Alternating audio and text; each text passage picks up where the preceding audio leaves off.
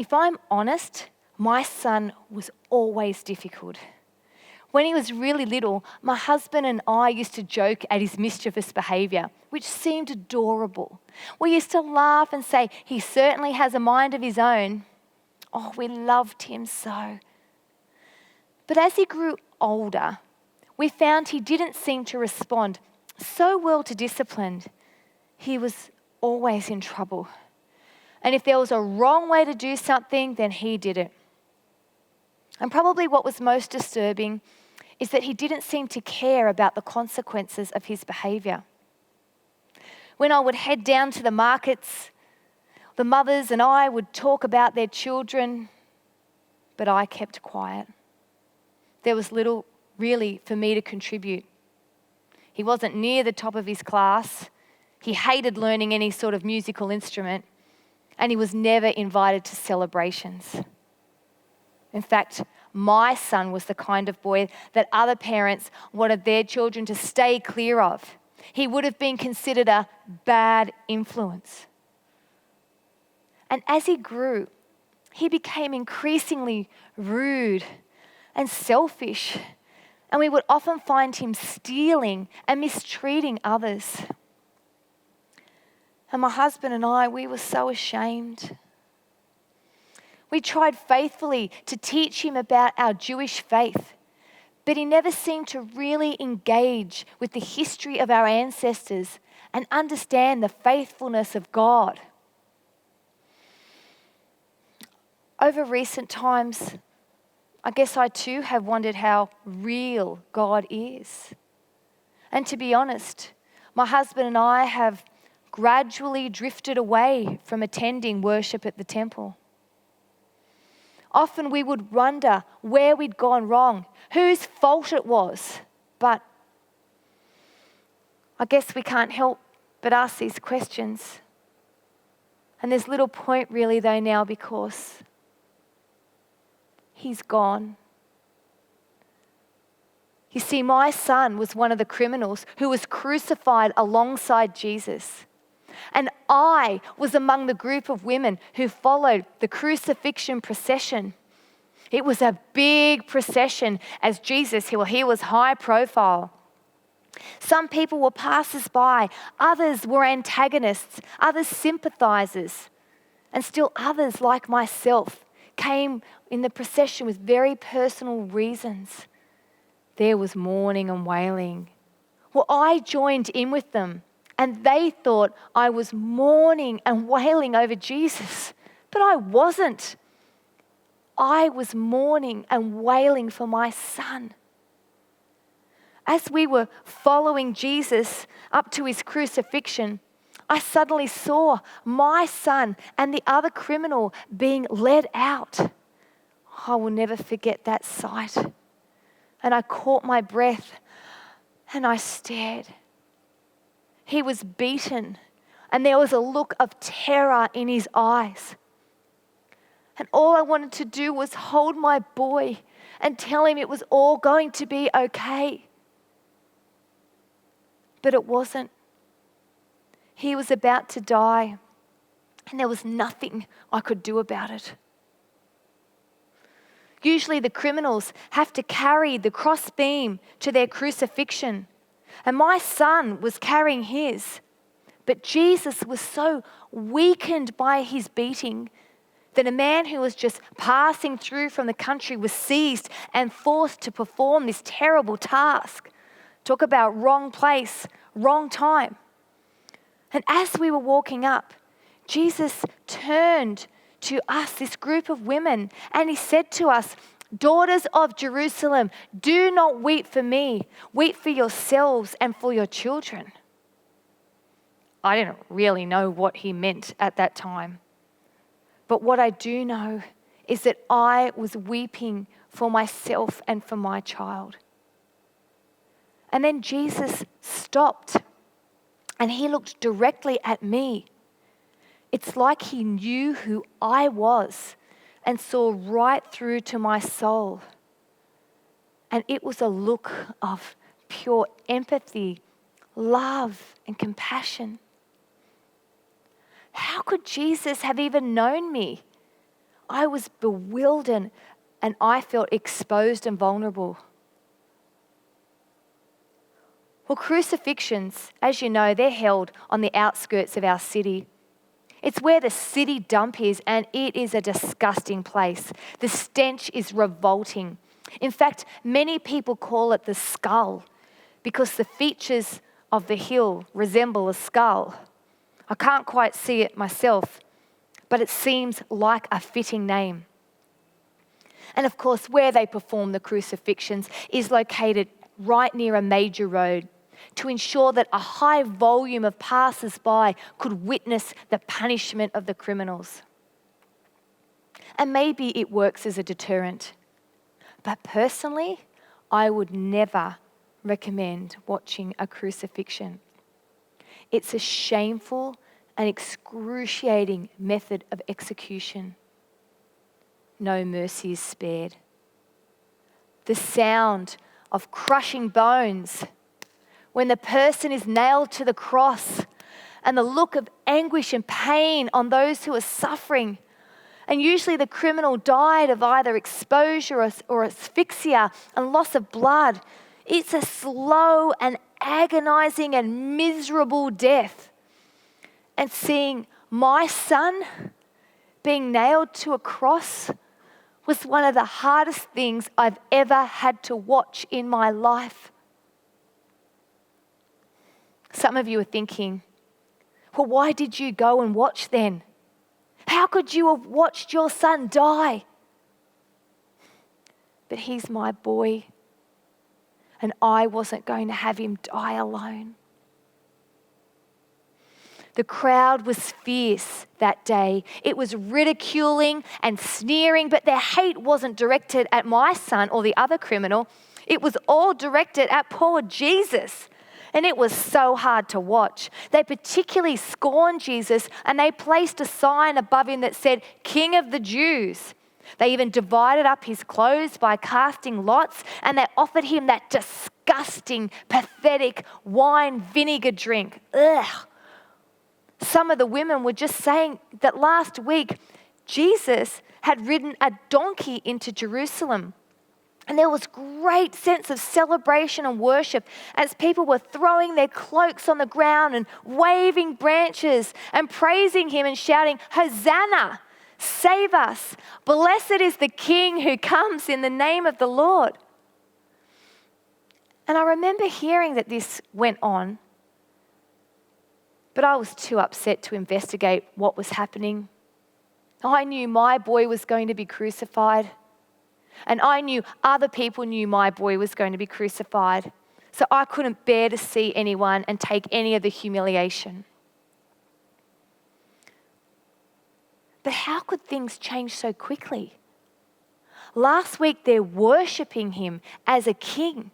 And this week they're mocking him as a king. I mean, I'd heard a bit about Jesus over the last couple of years. He kind of appeared from nowhere. And all these miracles and healings and teaching. But I hadn't really followed him too closely. I was always dealing with my own grief and disappointments in life to believe that faith in this man could make any form of difference. Yet, after the way Jesus looked at me, I'm starting to question my faith.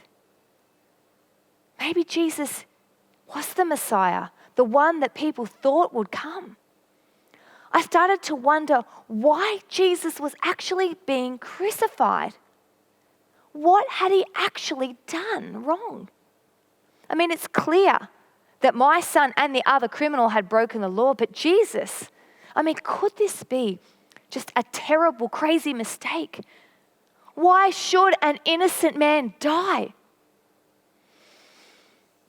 It sounds like the real problem with Jesus was that he is said to have made a claim to the throne, which therefore threatened the sovereignty of the Roman emperor. It doesn't really seem a crime worthy of crucifixion. I'm not convinced he's done anything wrong.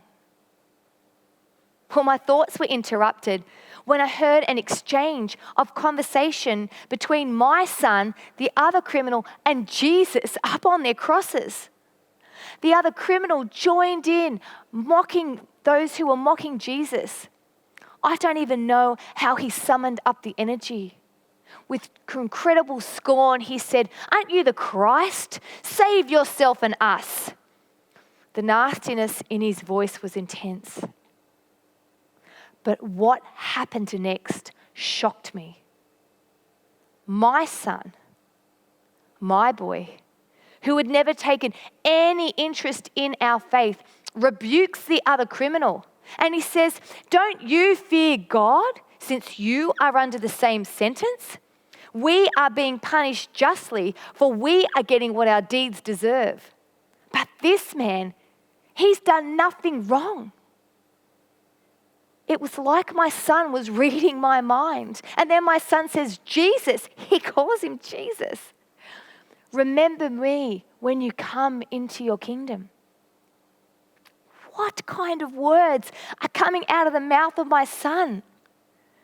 He actually believes in Jesus and that there is life after death with Jesus. What is happening in the heart of my boy? Could it finally be remorse? Is he recognizing Jesus for who he really is? Maybe he really is the King of the Jews. Oh, I wish I could have spoken with my son. What insight did he have? Perhaps my son just reasoned and thought, well, if this man is indeed the Christ, and if he has a kingdom, and if he has saved others, then he can certainly meet my greatest need, which is salvation from sin, forgiveness for all I've done wrong.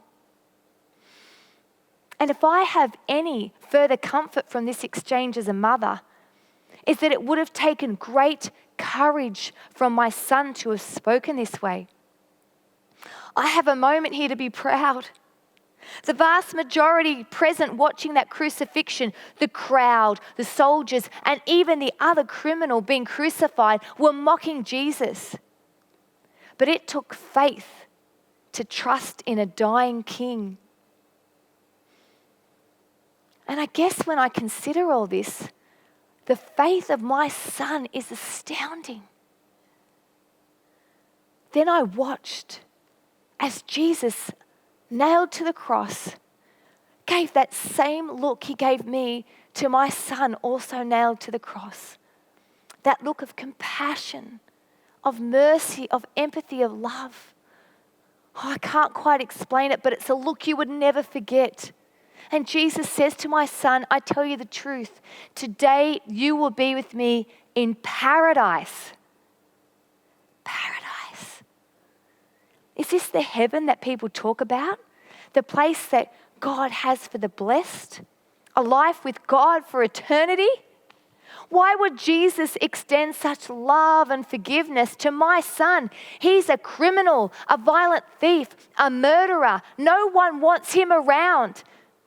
No one wants him in heaven. He's impure. He doesn't deserve the kind of forgiveness that could make him clean.